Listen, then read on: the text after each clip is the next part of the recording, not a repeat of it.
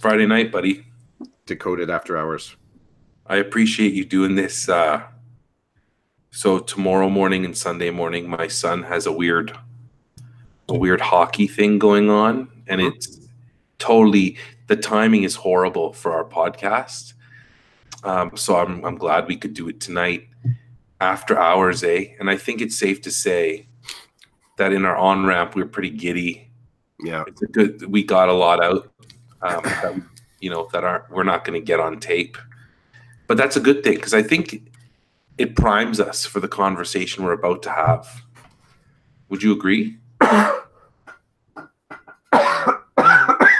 After you die from your cold. All right. Yeah. I was cool when you had said the switch up. That works out because tomorrow I'm heading down to Queen's Park. Oh, you are? Good for you. Yeah, heading down to Queen's Park. So, wow, you left me hanging on that. You didn't tell me that all week. You just dropped that on me now. Cliffhanger. It wasn't sort of for sure. So, disclosure. So I'm secondary school teacher. A lot of the Ford Nation changes are not good. Well, not even just for secondary. They're not good for a whole lot of people. It's not good for Ontario. It's not the way to go. So yeah, I'm going to head down and I'm going to hang with hopefully the thousands and thousands and thousands of other people that are going to show up and represent the other side of the conversation, if that's what it is. So yeah, it kind of firmed up. It firmed up kind of late in the week, I guess. I was talking to a couple colleagues and asking whether or not they were going to travel down or like who is kind of coming in from where. The school that I'm at, people are everywhere. Like there's very few people that live kind of in the neighborhood of the school. So trying to coordinate all the different methods that people were going to be taken down to the city, like carpooling wouldn't have worked that great. But there is two individuals that live close to me. So just the next city over. I'm in Newmarket, so someone lives in Aurora. And it ended up that I'm going to pick up a couple people, go down to Finch Station, and then take the subway down and spend the afternoon downtown on Queen's Park. So the switch up, it works well. I also need to sleep in this week. And funny enough, I never sleep in on Saturdays. I mean, that's when we're in there. But it so happened that this week, the two things that were happening were, one, you saying that we can't podcast, which opened up the opportunity. Well, maybe I can sleep a little bit. And then I don't have to I don't have to pick up my friend until 10:30. I'm not going to sleep until 10:30, but it just opens up the opportunity. It opens up the dream of sleeping in. So, well, I'm looking forward to hearing how it goes and what you have to say about it. You're going to take pictures? You can get some video footage? Yep. I'll get some stuff out from there. Good, because go ahead. Because I'm not going. So you're going to be my eyes and ears for that. I'm curious. So we had the walkout this week. I don't know what that looked like in your school, if there were any politically active elementary school students. We had so that happened when that happened Thursday, and it was supposed to happen around 1:35, 1:40. There was a scheduled time. Our bells, the way that they work is that time would have been partway into period 4, sort of the last period of our day. The way it looked, though, is that many of the students that were participating left the school right after period 3. So there was a whole lot of traffic of students leaving the school. So period 4 it's not a teachable period for me. I'm doing support and resourcing. So I'm in other people's classes, helping out, doing my special ed thing. And so, I did the quick check-in just to see how those classrooms were populated. They were kind of low. The students that I would normally be working with were part of the protester group. So I went back down just to provide some hallway support, because we were saying the rule was, not the rule, but the advisement, I guess, was that any student that wanted to participate, we're not stopping them. We're not stopping them. They're going to exercise their right, but they also are aware that they're going to be marked as absent, and it's going to be communicated to their parents. We're legally bound to let them know that they are not in class, but also the fact that they're missing content from those days. We're not adjusting lessons. So that was that was a bit of the dance. So I'm down in the front foyer and just sort of, talking with a few students as they're going out of the school. And, I asked one of the students, where are you going? Just kind of open-ended. And the student said, I'm not sure. I'm going out to protest. And I said, well, how are you going to protest? What are you going to do? Because they're not carrying any posters. They're not sort of, I don't hear chatter between them on the topic, or, we're going to meet at such a place. Like, there didn't seem any sort of rallying center to it. So their students are all heading out.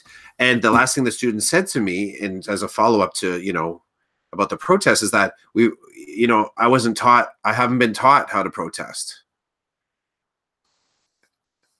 And I kind of walked out like, what do you, just wait, you haven't been taught? Like, well, I've never learned how to protest, but I'm going to go out and do this. And it got me thinking, and I put it to a couple teachers when we went into the school. So in secondary, we have a grade 10 course, civics. And it's the heart of the course somewhere in there's the opportunity to kind of observe, protest, and using your voice, sharing your voice, understanding civic responsibility. And it's kind of all in there, seated in there. But it got me thinking, like, what is our responsibility as teachers to teach students, teenagers, how to protest?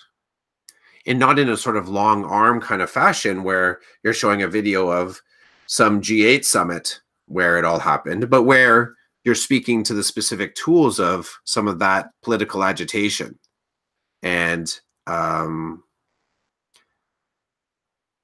building opportunities for free speech and assembly in spaces and peaceful interaction and discussion, like all these sort of pieces that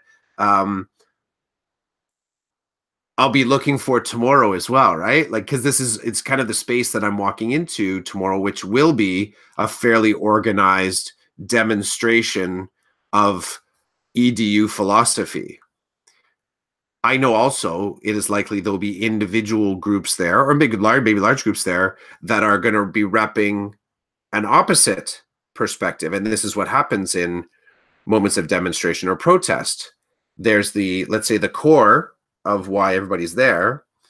And then there's all the side hustles that are knowing that they're going to be able to speak to having sort of like they're going to have a space for their platform to soapbox about their topic. And it could be anything. There could be people down there that are, well, there's probably gonna be lots of food trucks. So you're going to be some opportunists down there selling the t-shirts and the foods. There could be people down there that are protesting and saying things that have nothing to do with education whatsoever. So it becomes a little bit, I always think of sometimes these demonstrations or rallies as a little bit like have a festival feel to it. Because you get this kind of like opportunity to go from kind of caravan to caravan to caravan and see what has brought people down there. And I think thinking about that this week, that's what I was hoping to hear from the kid, that there was some kind of sort of a space that they were going to where they felt like they were a part of something larger, not just, kind of, yay, we're walking out. Why are we walking out? Well, we're walking out because everyone's walking out. Because it sort of missed the point to me a little bit. Well, my friend's going and they texted me, so I got to go out. Okay, I get it. So yeah, some of the thinking that I have around that, going to Toronto tomorrow. I've been to two other ones before. One of the ones is we had a march all down around Queen's Park. I wanted to take my kids down. I thought, when I'd heard that it was still going to be happening, I wanted to take the kids down for them to see, because the opportunity to see something like that in real life is so much more impressive than to sort of watch the footage that they may or may not get encountered with. But just life tomorrow doesn't allow me to kind of take the kids down. So the kids will be here with Karen, with my wife, sort of doing the stuff that they got to get done on Saturday. And I'll be posting some stuff out to Twitter, I guess. I'm looking forward to it. On one hand, I am looking forward to it. I'm interested, because part of the things that I've been observing so far, people's passion on Twitter is so much. It's very different.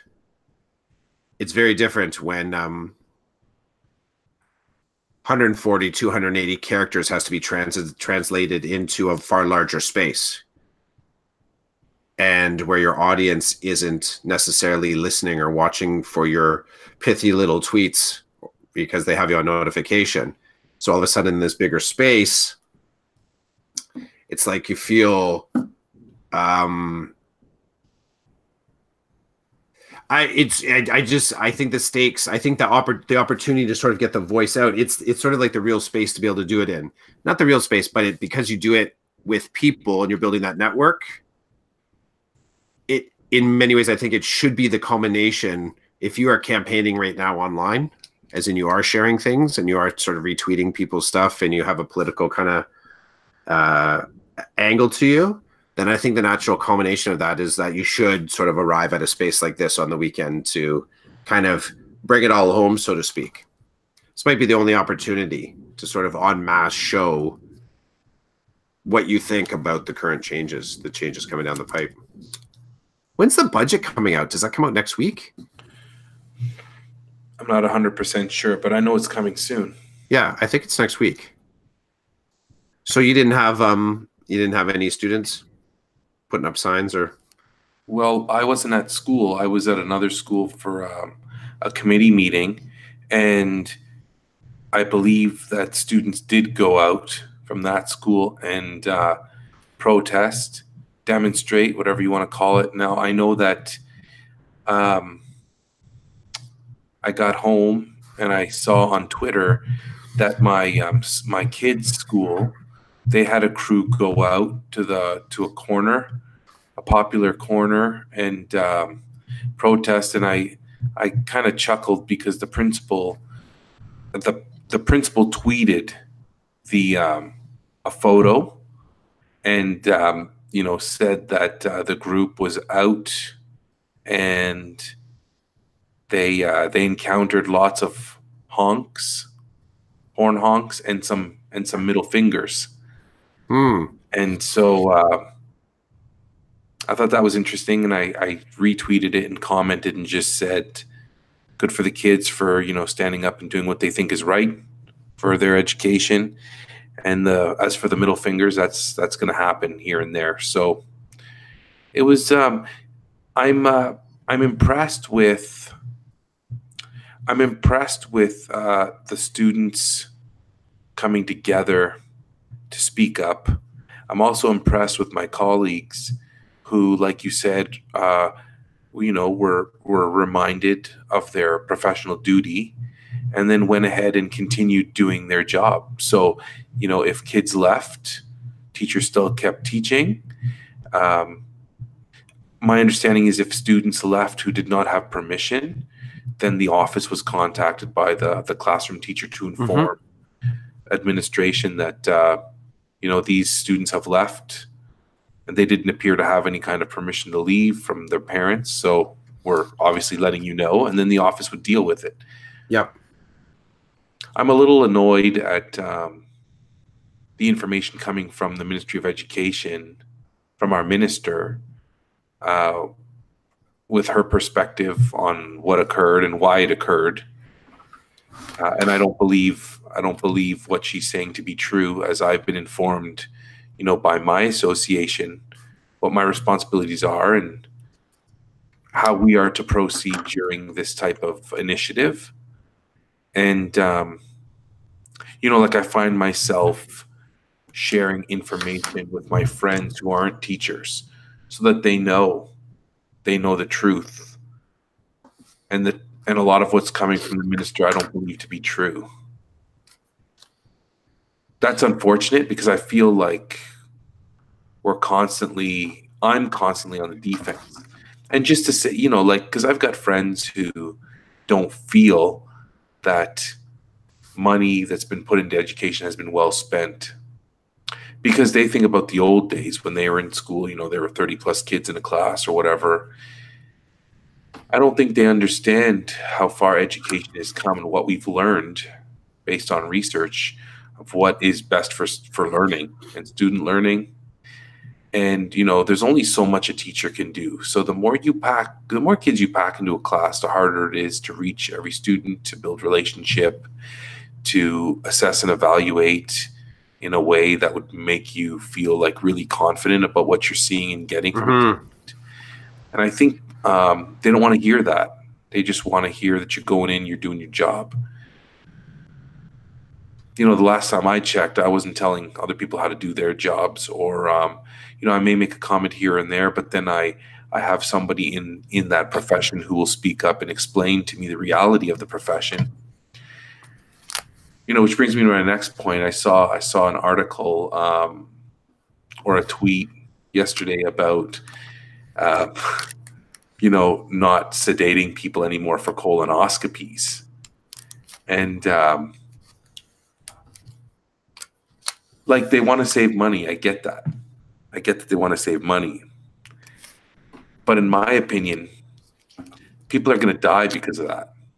Just like their buck of beer, they want people to just go and buy beer for next to nothing. They want to take all the good things in education and put them aside. They, in my opinion, and it's probably far-fetching what I'm about to say, but they want to build a society of uneducated individuals who will just follow their orders and do what they're told while they're drinking their buck of beer and then refusing to get a colonoscopy because they don't have the money or don't want to pay to be sedated. And then something happens to them because of that. It just seems so ridiculous to me that people are okay with this. People are okay. It's frustrating, but like you, I go into work and I do my job, and I'm surrounded by good people. Like today, I saw people wearing red in the building. And I won't mention any names, but I did see some influential people in the building wearing red. And that says a lot to me. That says that people have my back. They believe in the system that we have, and they want to see it continue to be a world-class system. And, I'm hoping the shenanigans don't last for more than 4 years, because people are just going to see the destruction. And I'm worried about what that looks like for me as a teacher. Really, I'm really worried about that. I got a kid who's going to be going to high school after next year, who has needs, and it worries me that his high school teachers are going to be overworked and not have the time to deal with him effectively because somebody wants to save some money. And what are we saving the money for? Where's this money going that we're saving? These hundreds of millions of dollars, where are they going? They're not going to healthcare. They're not going to education. So where are they? Where's the money going? That is the mystery. I'm sure they'll tell us. Yeah. Maybe they won't. Yeah, I'm not. I think there's a. It's interesting. It's interesting to be. I'm an old teacher at my school. There's a lot of young teachers. When they look at the seniority list, there's a lot of young teachers there. So visually, I've got the beard and, I'm slow. I'm old. I'm middle-aged teacher there. And it's funny to sort of have this I can remember when I started teaching, and again, I came into it as a second career. So I came in slightly older, but it's funny when you start teaching in your first couple of years, like you're feeling kind of young and lost like everybody else. Like it's funny, even though I came into teaching when, in my early 30s, no, mid 30s, came in my mid 30s, all the sort of what am I doing? Like all the sort of just newness of it and the hustle that the game that I didn't feel like I had. It's the exact same mindset that, I'm observing now in some of the first year teachers that I'm working with, let's say. So I get this kind of weird kind of time travel because even though I'm dad, 48-year-old teacher, in my mind, I feel a lot younger. I think my brain into being younger than the body is. So I got caught off guard a couple times when some people came up to me at my school and they're asking questions about, so, what is like this rally thing and what does surplus look like and what does that mean redundant and, layoffs, like this sort of language. And again, I just to, bring it back, like this is my first year at the school. But what was fueling this, and I didn't realize it at the time, or I wasn't connecting the dots, is that we have, there's a policy in our board that the seniority list is posted in the mail, well, somewhere obvious, right? So it's in our mail room. So there were individuals that were going in and looking at this list. And I can remember the last time it was, I bet it was like, I think it was 4 years ago, when there was enforced elements of collective agreements for us, and there was some work action that took place.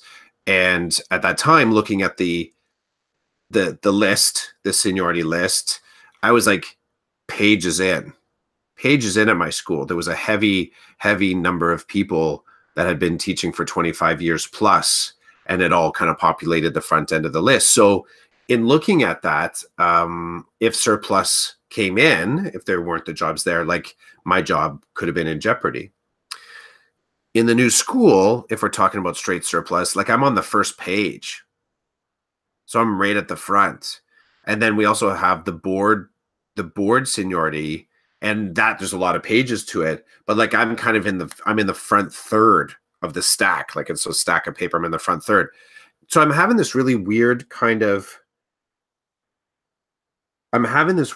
of like experience of supporting individuals that I look to them, and they're adults too, I think, just like me, but also being a little bit of a consultant, people coming and asking me. And it takes me right back to when we were going through this the first time, and the people that I was looking to sort of ask, like, what is this stuff that's going left or right with the contract agreement? What does that mean that they're going to be making these changes? And there's some really, there's people that are worried. They're worried about trying to understand the implications of this. And I was talking to Hurley, Stephen Hurley, a few weeks back, and some of the human stories that are happening just underneath, like the human stories that are happening in school settings, happening underneath some of these changes. And the fact that some boards are declaring the potential for surplus and the numbers, that is a groundbreaking, opens up, you feel like you're falling through it kind of a moment for people who have lives that also happen to be teachers. And it's interesting to me, like my board has decided they're not saying anything yet. They're pushing off until late April, until after the actual budget is released and firm numbers are released as to what that section allocation is going to look like. And in effect, this is doing is squeezing the whole staffing cycle down to a really, really, really tight timeline. admin in my board, it's going to suck for them because they're going to have to, in very quick order, make staffing sort of like decisions. But I think that they're doing it in good faith, because I do believe they're doing it in good faith, because part of it is we know some of the possibilities and other boards are declaring it, but they're not doing anything until they have all the information on the table. Let me back this up. The reason that I mentioned this is that there's still people that are saying, well, what could happen? Like, what does that mean? Okay, our board isn't telling us, the number yet, but Peel just did it and this other board did it, and I'm seeing everything online. They're all doing it. So how can we possibly be different? So there's a lot of anxiety. There's a lot of, like I said, I think people sort of feeling like the ground is just going to, and you're going to be surplused. And what does that mean? And that's the human story of what happens when big changes like this are proposed, but also big changes that are entirely out of step with what we've been used to. And this ain't me suggesting somehow that I'm hopeful or optimistic that the change, like whatever changes are made in the next couple months to education, like somehow we're going to, something's going to sprout that's useful out of it. No, I'm still on the negative side. Like nothing good's going to come of this. And I am a little, I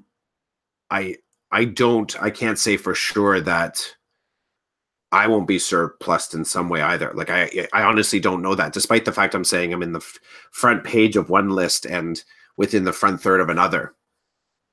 I just don't know. But I'm having younger teachers, other adults come to me and ask me questions about this stuff.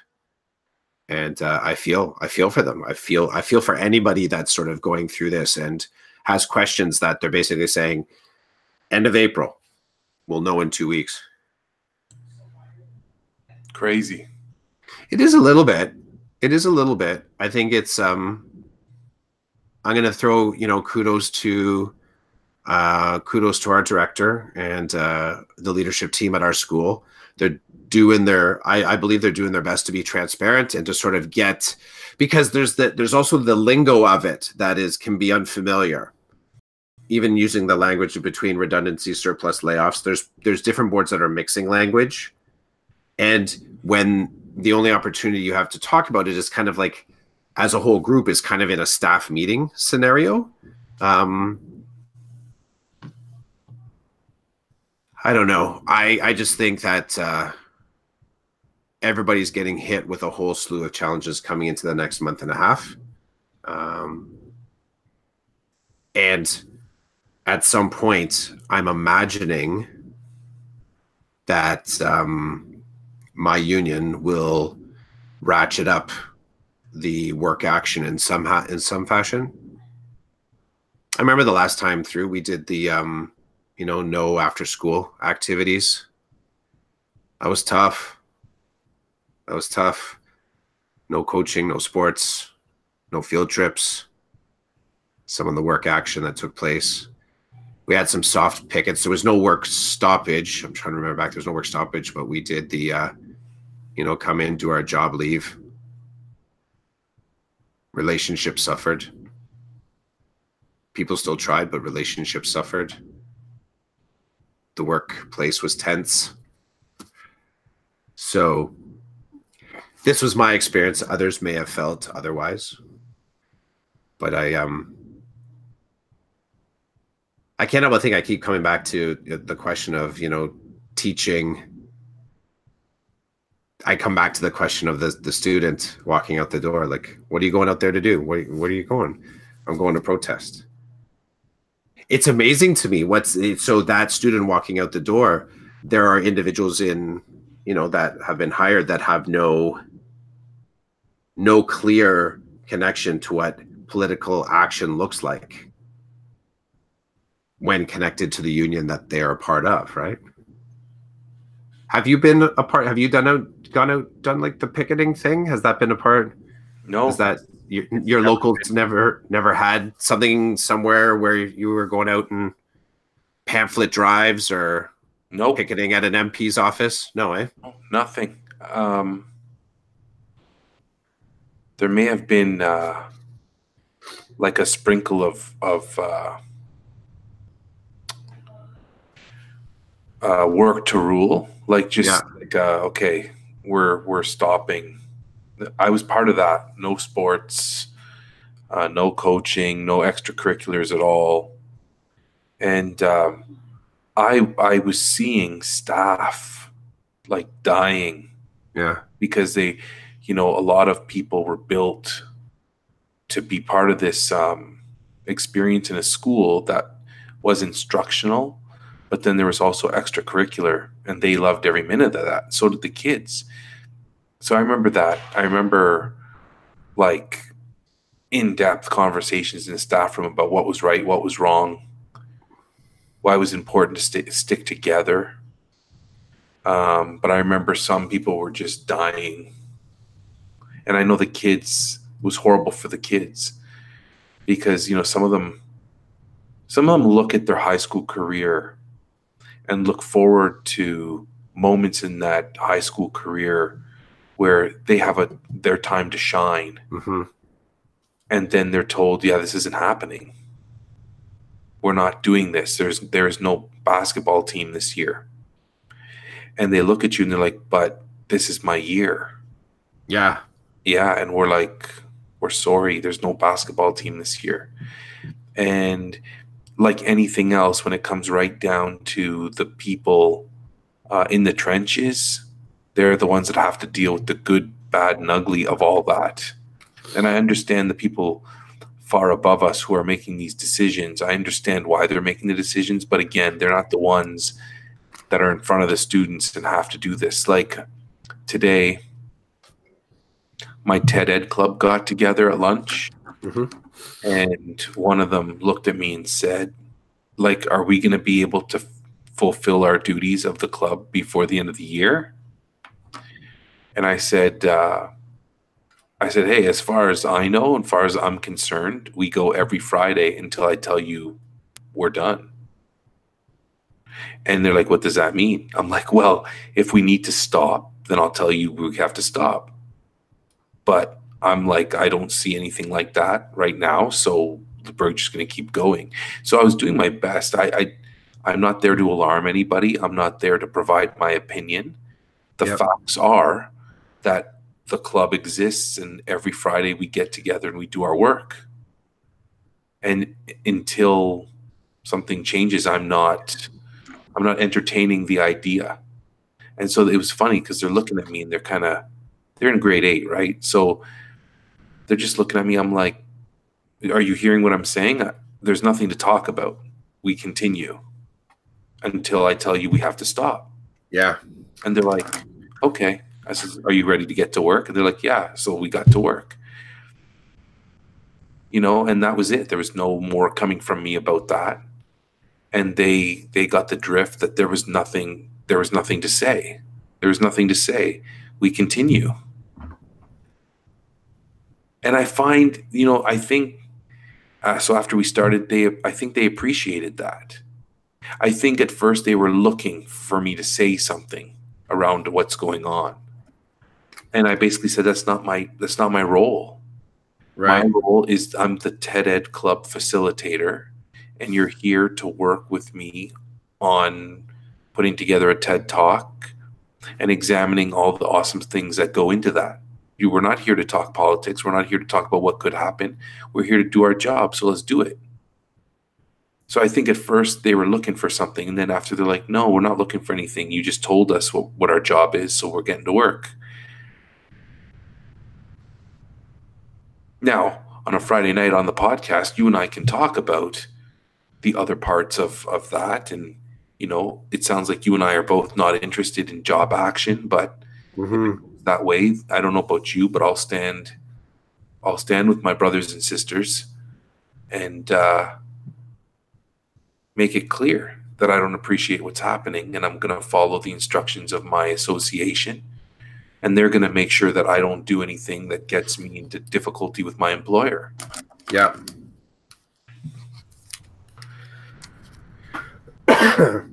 And it's tough because my wife and I are both teachers. And so we'll be standing together, I guess. And I've got kids in the system, and they're going to lose out too. But I think about how far we've come because of the sacrifices other people have made before me. And I'm not going to be the one to like ruin that. I'm not going to be the one to forget what people did before me to make sure that, you know, I have certain privileges and rights as a teacher. Yeah. And teaching's changed. Like, teaching is different than it was, I think, in our last job action. And then before that, I think things have totally changed. I was having a conversation with a friend the other day who said, like I said, what's happening right now is frightening because things seem to be going a little too fast. And I believe that our current government is like, they're looking on the negative side of things. They're not acknowledging anything. They're not acknowledging any positive, and they're not giving kudos where they should go. They're just, everything's negative. So I said, I have a feeling all of this is going to move really fast. And he said, no, man, there's procedure and there's law and policy. And I'm like, I don't think you get it. If our last government decided, and they were pretty good to us, and they decided that they were going to forego collective bargaining and do a couple of things on their own without following a process, the process, then what are these people capable of doing? Because the last government seemed to be on our side. This government seems to be against us at every turn. And so for people, I believe people are being naive. They're like, well, there's process and there's policy and there's legislation. The last government was found to have found guilty. I don't mean it like that, but they were found to have erred in their way, and we were compensated for that. But so what? I rather that they have done it the right way than me be compensated a little bit of money, 3 or 4 years later, which means nothing. Which just taps back into the real human stories, the people that get shaken up unduly, and people thinking that they're about to lose their jobs. It's hard to focus on teaching. So I was surplused in my first or second year of teaching, and I said flat out to the administrator that it felt like I was being fired. At that time, there was opportunity in the board, but I was surplus to my school. This wasn't during a time of contract negotiation. There was nothing of that going on. It was just the normal staffing cycle. And so me being surplus at the time was entirely a part of enrollment and seniority at a school. So I was very low. I was a low rung on the totem pole, so to speak. But I had a clear sense of feeling like I was being fired. And it really rattled me. And I was fortunate that I kind of found a way to gather myself, and I looked at the job opportunities that were available, and I applied to another school. So for us, the surplus, at least at the time, the way it worked is you can wait to be placed, or you can, find a new position via the transfer list. So stuff that was available. So I found another job, and life would have been very different for me had I kept that job. It was in a community classroom. So this was in my second year of teaching, second or third year of teaching. It was in a community classroom at probably the most southern school in our school board. So it would have been it would have been life-changing in so much as the commute, like everything about it. And even being in a community classroom in my third year of teaching, it would have fundamentally changed, I think, the course of my career. And as it ended up, I was recalled. So you're given the choice as to whether or not you want to continue and hold that position at the new school, or to come back to the school that you were surplus from. And at the time, discussion with my wife, we decided not to pursue the extra opportunity. It would be better if I was back at Williams, back at the high school I was at. I'm still, that's, oh no, that's Carr. Sorry. I've been at a couple different high schools. I sometimes lose track of the hoodies that I have. So yeah, I know the emotional, that's sort of like that drop in the stomach. You get a letter, you get a meeting, you get notified that you have been surplused. And then you still have, according to the old timelines, you would still have almost 2 months to teach. So you're in this process of finishing up your semester without any assurance of what's going to happen in September for you. And the physics are off. It's like there's no gravity, right? You're like, you're sort of untethered. There's a whole lot of support. I will say there's a whole lot of support. There's a whole lot of conversations, a whole lot of people kind of cheering for you. But you always have that sense of, you always have that sense of being kind of on the outside suddenly from the rest of the staff. And, there were moments like, who's just before you and who's just after you in the seniority. And that decision comes down to the time that you sign your contract. And, if it's you and not the other person, you're seeing that person in the hallway. You're like, we signed on the same day. I was at noon.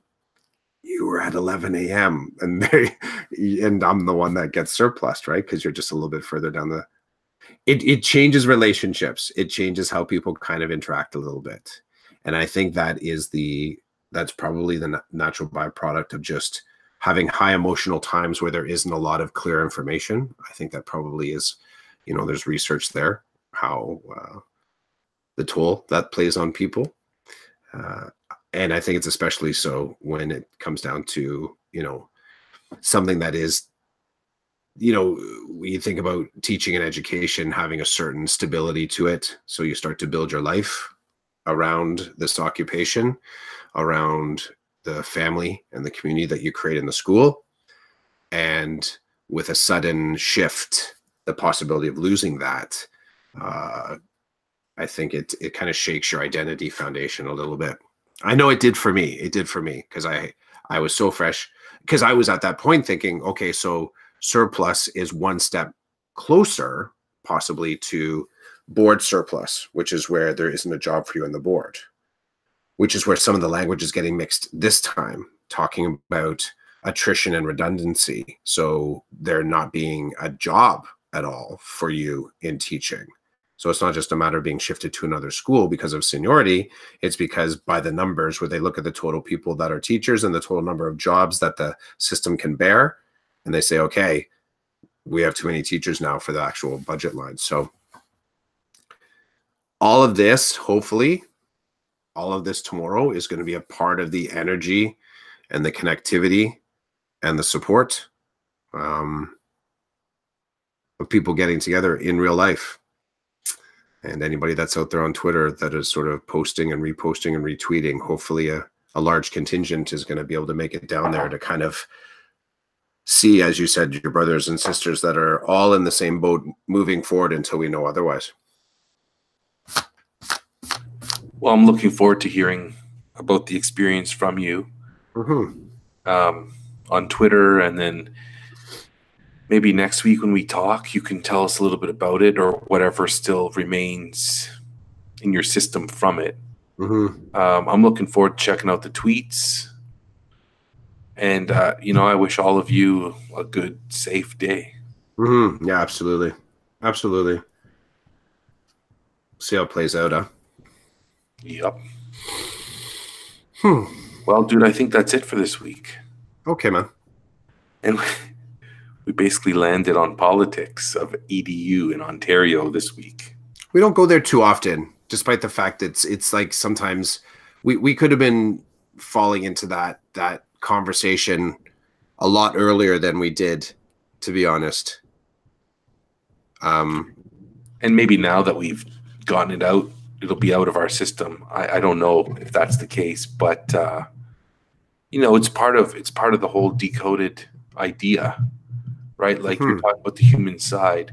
All these things are happening outside of the schools, and yet it's affecting us at a very human level, more so in secondary than in elementary. You tapped into it as well on the on-ramp from a different perspective. The conversation that we've had before around, if you weren't teaching, what would you do?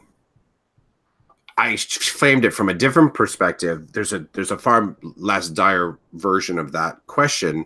It's sort of, what have you learned to do within school that translates to a job? Like you as a teacher, we talk about the students that sort of are trained up to do courses and, want to, whatever their career aspirations would be. But then to sort of like run parallel to that, what have you learned within school that could translate to something that would be no longer in school? I mean, a simple transition might be you decide to go into a consultancy, if that's what you want to do. And you could go into a consultancy, you could go into actually working for a private company, you could become an author, like the side hustles that are very directly, like they have a direct communication line to your former life as a teacher. I will say that when I was surplused, I knew that the first time I probably could have gone back and worked in the restaurant that I came out of prior to teaching. And I think that I did talk to one colleague that said they would go back to waiting tables, which is work. And it's amazing that they know that they could go back there. There are some educators, though, that they've been training to be an educator through their whole path. They don't see themselves as anything else as an educator. And for those individuals, that question of what else would you do is a very, I think a very sort of frightening and abstract question, because there isn't an easy answer that comes from it.